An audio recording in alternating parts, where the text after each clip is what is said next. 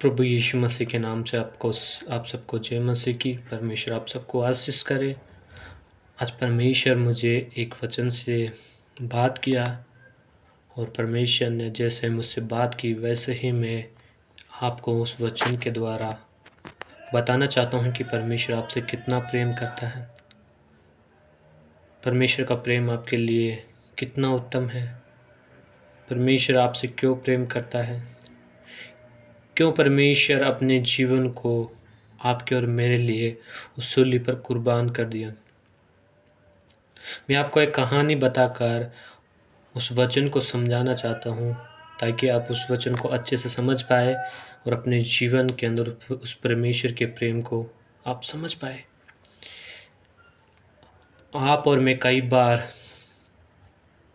सड़क के किनारे भिखारी को देखे होंगे या ट्रेन के अंदर बहुत से लोग पैसे मांगने के लिए आते हैं। आपने उनको देखा होगा। आप और मैं उसकी जीवन को देखते हैं तो क्या है,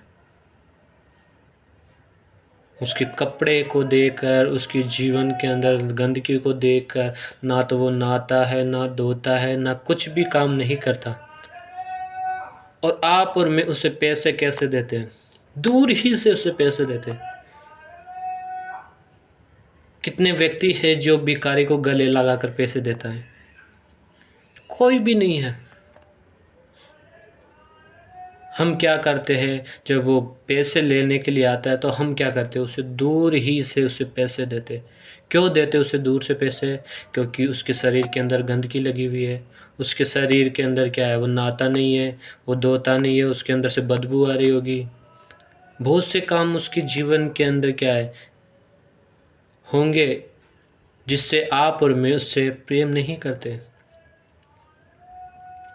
अगर वो स्वर्गीय पिता भी आपके और मेरे जीवन को अगर मनुष्य के जैसे देखता या मनुष्य के समान देखता तो हम क्या है, उसके उद्धार को पाते नहीं, उसकी उपस्थिति के अंदर आने के लायक नहीं थे।